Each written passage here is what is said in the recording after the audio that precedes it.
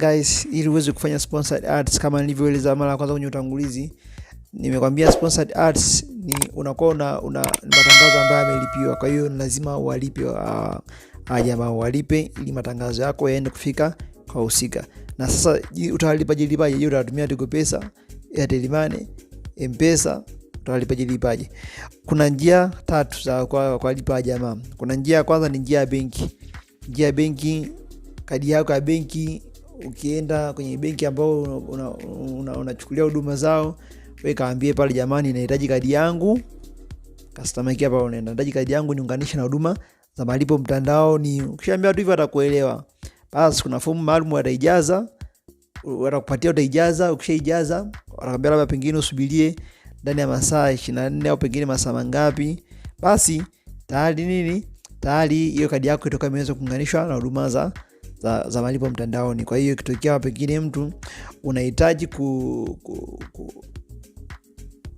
kutuma hela, kurusha hela Facebook, utaitumia hiyo kadi kurusha hiyo hela.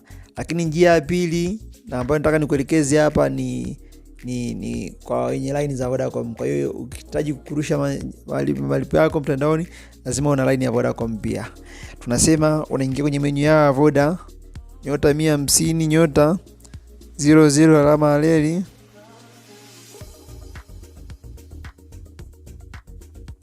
Kingia hapo unakuja namba ngapi? Unakuja namba 4, lipa kwa M-Pesa.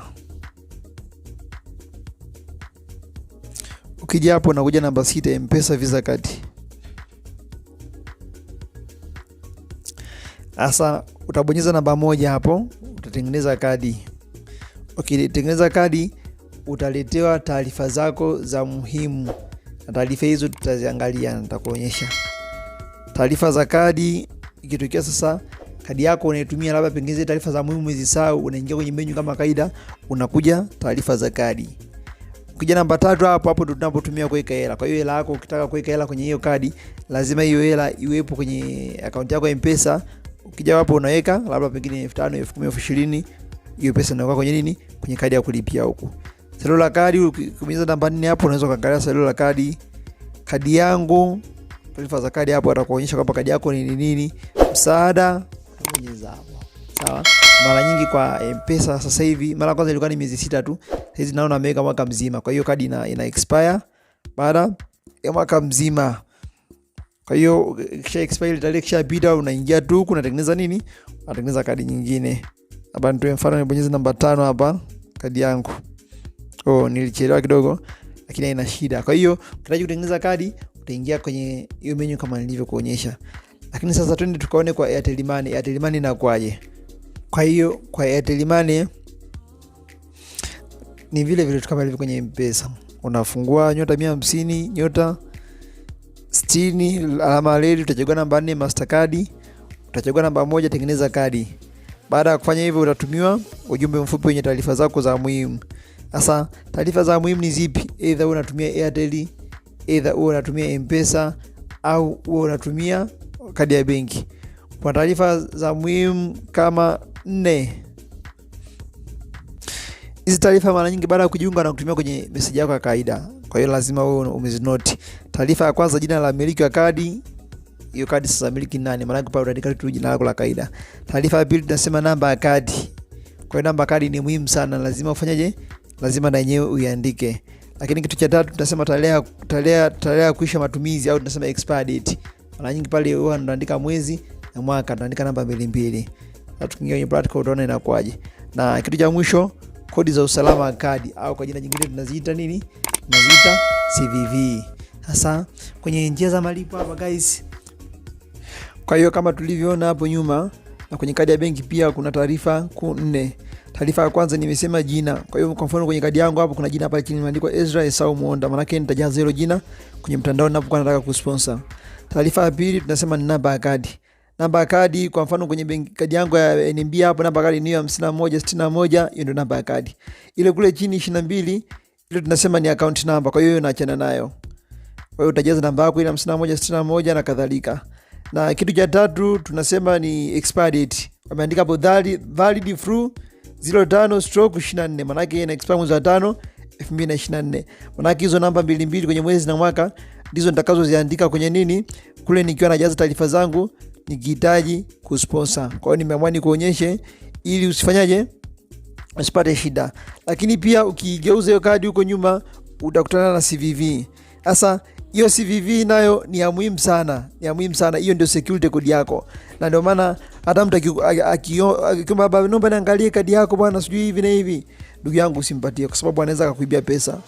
Akibeti kwamba pengine wewe unatumia hiyo kadi kufanya malipo mtandaoni, hata kama kuna milioni 50, milioni 100, ndugu yangu ndio imeenda, yeye anaweza kaitumia kivyovyote vile atakavyohitaji. Ndio maana nimekushauri sana usichanganye kadi yako ya labda malipo ya mshahara, sijui malipo ya biashara na hizi kadi za malipo hizi. It's a bit confusing. Sijui tumeelewana mpaka hapo? Kuna kitu fulani ambacho watu wanachanganya.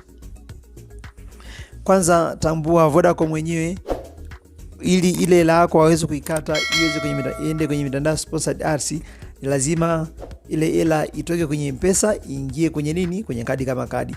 Lakini Airtel Money wenyewe wanakata ile hela ikiwa kwenye kadi, ikiwa nje tu kwenye kadi au wameweka kwenye Airtel Money, ile hela ndio wanaweza kufanyaje, wanaweza kukata unapokuwa umerusha tangazo lako.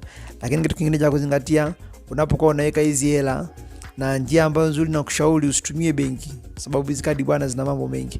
Usitumie benki, wewe tumia tu hizi kadi za kawaida kuweka hela yako.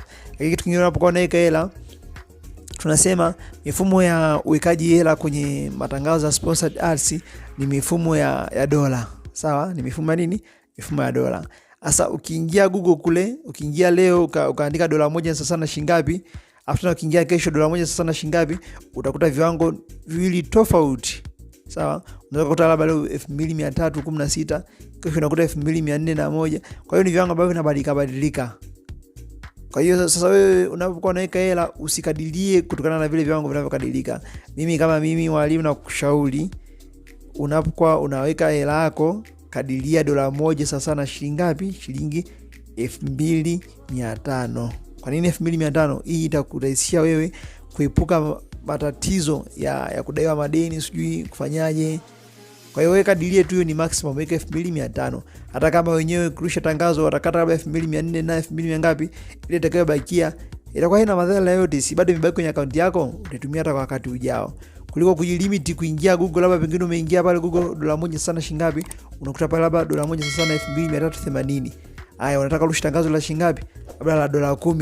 Kwa hiyo una calculate pale $10 mara 2830, maana yake inakuwa 28300. Basi unaenda kwa wakala, bwana ni 28300, ndugu yangu, hiyo kadi yako mwisho siku itadai watu. Kwa hiyo kitu cha kufanya wewe kadiria, kama $1 nimekwambia 2500, $10 itakuwa ni shilingi ngapi? Utaona hapo. Kwa hiyo hicho kiasi, kama $1 sasa na 2500, $10 itakuwa ni shilingi ngapi? Itakuwa kama kwenye kitu kama 25000 hivi. Kwa utajaza hiyo, hata ukijaza 27000 fresh, hata ile ikibakia bado imebaki kwenye account yako. Kwa hiyo hicho ni kitu pia kingine cha kuzingatia sana tunapokuwa tunafanyaje, tunadili na hizo njia za malipo. Vitu vingine tutakuja kuviona mbele ya safari, kufuta malipo, sijui kubadilisha kadi, sijui kufanya nini, tutaviona kwa vitendo tunavyozidi kuendelea.